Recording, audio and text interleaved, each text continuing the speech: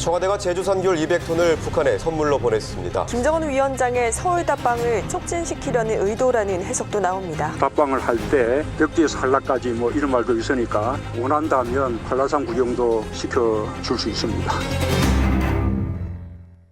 예, 미국 중간선거가 끝나자마자 북미 간의 기싸움이 더 치열해지고 있습니다. 폼페이오 국무장관과 펜스 부통령은요, 연일 대북 압박 메시지를 내고 있고요.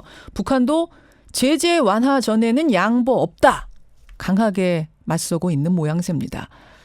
이런 가운데 우리 정치권은 1조 1,000억 원 규모의 남북교류 협력 예산을 넣고 시끄럽습니다. 특히 보수 야권에서 문제 삼는 건 경협 기반 사업의 기타 항목 2,976억 원. 기타 항목. 이게 도대체 뭐냐? 뭐에 쓰는지 알 수 없는 깜깜이 예산이다. 대폭 삭감하라. 요거를 하고 있습니다. 또 그런 와중에 어제 북한으로 제주 감귤 200톤이 보내졌죠. 한국당에서는 감성팔이 그만하라. 이런 비판을 쏟아냈습니다. 자, 이거는 평화 예산이다라는 여당과 아니다, 무리한 남북 경협 예산이다라는 제1야당. 여러분은 어느 쪽 손을 들어주시겠습니까? 지금부터 두 의원을 동시에 연결을 해보겠습니다. 짧고 굵게 직접적으로 좀 소통의 장을 마련해보죠. 먼저 더불어민주당 우상호 의원님 안녕하세요. 네네, 안녕하세요. 예, 자유한국당의 김영호 의원님 나와 계시죠? 네, 나와 있습니다. 안녕하세요. 먼저 예산안 얘기하기 전에 지금 뭐 가장 화제가 되고 있는 제주 감귤 얘기부터 해보겠습니다. 200톤 보냈습니다. 200톤이면 이게 얼마인가 봤더니요. 10kg 드리박스로 2만 박스, 개수로 대략 따지면 한 200만 개 정도가 된답니다. 우 의원님, 네. 이게 송이버섯 2톤의 답례 취지라고요? 그렇죠. 왜냐하면 이제 송이버섯, 특히 그 송이버섯이 되게 귀한 송이버섯 아닙니까? 예. 그걸 우리나라 그 이산가족, 상봉하지 못한 이산가족들에게 나눠준 전례가 있어서 한 번은 저희가 답례를 해야 되는데, 제가 볼 때는 북한에서 나지 않는 귀한 과일인 감귤. 북한에도 되게 그 고위층부터 일반 평양 시민들이 감귤을 먹어본 사람이 많지 않아요. 근데 먹어본 사람들은 대단히 좋아했다고 합니다. 그런 면에서 보면 이게 송이버섯에 대한 좋은 답례품이기도 하면서 제주 감귤에 대한 홍보 사업이기도 하거든요. 홍보도 된다? 그럼요. 지금 제주도 가면은 감귤이 과잉돼가지고 이것 좀 어떻게 좀 팔아달라고 이렇게 그 여러 가지 그 요구 사항들이 꽤 있었어요. 그래서 오랫동안 제주도는 감귤을 북한에 수출하고 싶어 했거든요. 그런 면에서 저는 이 두 가지 목표가 잘 맞아 떨어진 좋은 선물이다 이렇게 평가합니다. 사실 귤은 이게 생물이기 때문에 금방 썩어서 멀리 수출은 못하니까 북으로 보내고 싶어 했던 거예요, 제주도에서. 북한에서 아주 좋아합니다, 또 이 과일. 예. 자, 김영호 의원님 어떤 생각이십니까? 지금은 우리 제주 감귤을 북한에 보낼 그 시기도 아니고 방법도 잘못됐다 생각을 합니다. 지금 뭐 북한은 이제 핵을 가지고 국제사회에서 고립화의 길을 가고 있는데요. 우리는 지금 뭐 핵을 갖고 있지도 않은 상황에서 북한에 대해서 절대적으로 지금 안보 열세죠. 이런 상황에서 북한에 감귤을 보내는 거는 좀 정말 옳지 않다 생각을 하고 지금 북미 간에도 말씀이 있었습니다만은 굉장한 그 긴장 관계가 있는데 우리가 여태까지 국제사회에서 북한의 비핵화 문제를 같이 해결하기 위해서 국제사회에 지원을 호소해 왔단 말이죠. 사실 몇 달 전까지만 해도 그랬습니다. 근데 지금에 와서 이런 그 우리 민족끼리 어떤 마인드만 가지고 북한의 감귤 이것도 보내고 나서 우리 국민들은 알았습니다. 사실 이런 식으로 깜깜이 남북 교류 이렇게 한다면 저는 비핵화 문제는 해결하기 정말 어렵다. 이거는 우리가 감귤을 북한에 무슨 마케팅 한다든지 홍보 차원이 아니라고 봐요. 이건 굉장히 우리 그 동북아 특히 한반도의 평화를 우리가 어떻게 지속 가능한 평화를 유지할 수 있느냐의 문제거든요. 저는 그래서 지금은 때도 아니고 방법도 잘못됐다 이렇게 생각을 하죠. 근데 송이버섯을 먼저 주었기 때문에 우리 국민들한테 거기에 대한 답례 차원이고 값으로 따져도 송이가 더 비싸다 이런 얘기가 나오던데요, 김 의원님. 그러면서도 북한은 우리 그 문재인 정부에 대해서 사실상 굉장히 압박을 하고 위협을 하고 협박을 하고 있지 않습니까? 그런 걸 우리가 파악을 해야 됩니다. 그러니까 거기서 송이버섯을 보냈기 때문에 우리도 무슨 농산물을 대응해서 보내야 된다고 하는 그것은 제대로 된 외교안보 전략은 아니죠. 제대로 된 우리가 전략이 중요한 아니다. 문제를 해결하는 예. 게 우선이죠. 자, 여기에 대해서 우 의원님 답변 주시죠. 글쎄 저는 귤을 보낸 거를 가지고 뭐 핵 문제와 연결시키거나 뭐 북한이 변화가 없으면 어떤 교류와 어떤 협력도 해서는 안 된다 이런 표현으로 들리는데요. 그거는 너무 과도한 것 같습니다. 북미 간에도 지금 정상회담을 하고 있는데 예. 남북 간에 이 송이버섯 받은 거에 대해서 답례하는 정도를 가지고 이렇게 야박하게 나오는 거는 저는 너무 지나치다. 야박하지 않은 김 의원님 귤 가지고 그러는 건 너무 야박하다. 귤뿐만이 이 아닙니다. 정도 이게 가지고 뭐 그렇게 남북 관계의 한 단면을 보여주는 것 같아서 왜냐하면 지금 또 저기 뭐 한라산 백록담에 김정은 위원장을 위한 그 헬기장, 뭐 전용 헬기장이죠. 이렇게 되면은 이것도 문제예요. 우리가 너무 남북 관계에서 예. 낭만적인 그 접근을 하고 있다. 저는 이렇게 봅니다. 그 뭐 투명해야죠. 답방을 할 경우에 제주도로 오게 되면 한라산으로 오게 되면은 그런 것도 좀 마련해 줄 수 있다. 이거 뭐 확정된 건 아니니까요. 근데 그거에 대해서 반대다 이 말씀이시군요. 우리가 그 아이디어 차원인지는 몰라도 예. 저는 그 독재 시대나 가능한 그 발상이죠. 지금 뭐 저기 백록담 이거 다 유네스코의 자연유산으로 다 등재가 돼 있고 한데 이것을 그냥 일단 김정은 위원장 온다고. 그건 원희룡 지사 얘기긴 합니다. 정부 차원의 얘기는 아니고요. 정부 차원에서도 나온 적이 있죠, 얘기가. 지난번에 송영무 국방부 장관도 뭐 얘기를 북한에 가서 하고 그랬습니다만은 우리가 이렇게 쉽게 너무 생각을 할 일은 아니다. 알겠습니다. 지금 뭐 냉혹한 거 아닙니까, 현실은? 예, 우 의원님. 네. 그 현실이 냉혹한 건 사실이지만 이제 이걸 어떻게 풀어볼 거냐 하는 그런 지혜가 필요할 때 아니겠습니까? 그 한라산 백록담 이제 제가 볼 때는 뭐 환경 파괴 요인이 있다 그러면은 그렇게까지 헬기장을 새로 만드는 문제라면 저는 그건 반대입니다만 있는 지형을 활용해서 헬기가 잠깐 내렸다 가는 것은 저는 뭐 환경 파괴까지 논란까지 갈 문제는 아니다 이렇게 보고 특히 원희룡 지사가 이게 일종의 말하자면 제주도 마케팅이 도움이 되기 때문에 오히려 도지사가 그 사전에 점검하러 간 거 아니겠습니까? 혹시 올 때를 대비해서 그러니까 제가 볼 때 뭐 그 정도의 대비를 한 것을 그렇게 예민하게 반응하는 건 좀 너무 과도한 것 같아요. 자, 근데 귤 정도 문제가 아니라 홍준표 전 대표는 어떤 그 이의를 제기하셨냐면은 의혹을 제기하셨냐면은 귤 상자 속에 귤만 들어있다고 믿는 국민이 과연 얼마나 되겠느냐. 그럼 뭐가 들었어요? 남북 정상회담의 대가로 수억 달러를 북에 송금한 전력도 그들은 가지고 있지 않느냐. 어제 이렇게 SNS에 글 쓰셨거든요, 우 의원님. 아니 귤 보낸 거랑 무슨 나중에 이게 이제 왜 웃으세요? 뭐 하신 분 눈에는 뭐만 보인다고 그러는데 제가 볼 때는 이 송이버섯 받은 거에 대해서 귤을 보냈더니 그걸 왜 보내냐 이건 국제적으로 볼 땐 아니 뭐 받아만 먹고서 뭐 안 보내는 민족처럼 보이는 게 이게 맞습니까? 그리고 그걸 남북 정상회담에 대한 대가 이렇게 보여주는 거는 과도한 것 같아요. 김 의원님 어떻게 보세요? 저도 그 홍준표 전 대표의 그런 표현은 저는 과다하다고 봅니다. 왜냐하면은 그거는 뭐 그냥 그런 의혹을 그 말을 했는지 모르겠으나 뭐 그런 쪽에 그 넘겨짚는 식의 뭐 그런 거는 저는 분명히 과도하다고 보고 다만 과거에 대북 교류 또 대북 경협에 있어서 불분명했던 적이 많죠. 또 대북 송금 때문에 얼마나 많은 사람들이 또 감옥에 가고 시달렸습니까? 그렇기 때문에 그런 이제 과거의 전력이 있기 때문에 이제 어떤 의심을 했다고는 볼 수 있으나 그런 어떤 그 추측은 저는 과다하다고 보고 다만 대북 교류와 그다음에 대북 경협이라든지 이런 거는 투명해야 되거든요. 근데 내년도 예산안 편성한 것도 보면은 이게 그냥 정상적인 예산 편성이 아니에요.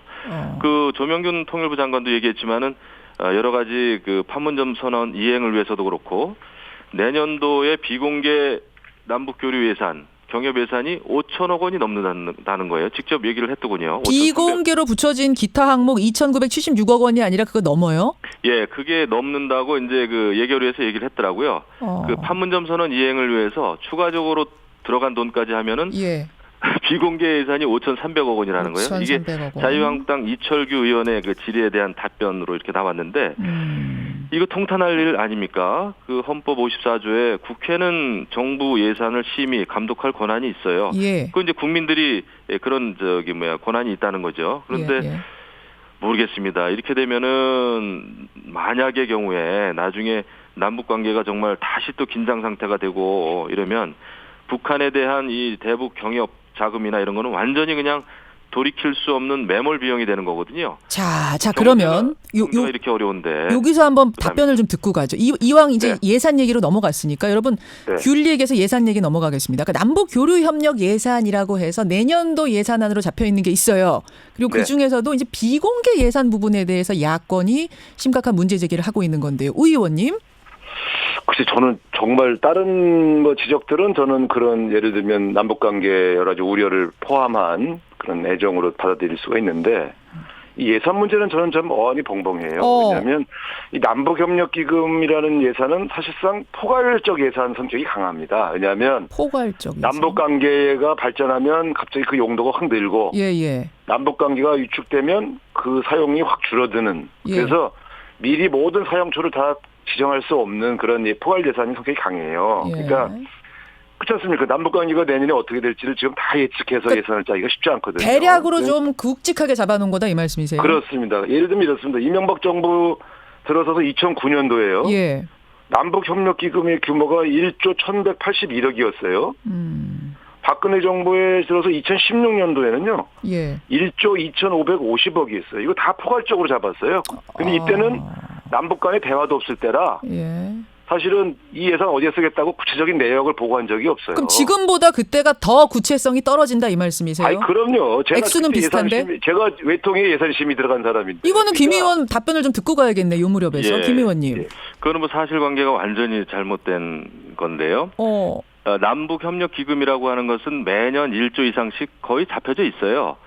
우리가 문제 삼는 것은 그 어떤 항목이 어떻게 쓰이느냐 그 세부 항목이 없다는 겁니다. 과거 박근혜 이명박 정부 때도 협력기금 자체는 있었죠. 매년 그건 잡히는 겁니다. 거의 뭐 자동적으로. 예. 하지만은 대북 사업과 관련해서는 그 사용 용도에 대해서 세부 항목에 대해서는 그게 있었죠. 그리고 100% 세부 않대요. 그 우 의원님은 없다는 거고 김 의원님은 있었다는 거고 왜 말씀이 다르죠? 용도는 있는데 세부 항목은 없죠. 그때 남북 간의 대화도 없는데 무슨 세부 항목? 자, 김 의원님 마저 듣고 우 의원님 드릴게요. 김 의원님. 10% 내외로 특히 뭐 2017년 이것은 뭐 지난해 또 문재인 정부 뭐 출범을 했습니다만은 이때도 한 16% 정도는 비공개 예산이 있긴 했습니다. 다만 지금 심각한 것은 올해 말까지 남북 철도 또 도로 연결을 하는 그 기공식을 하겠다.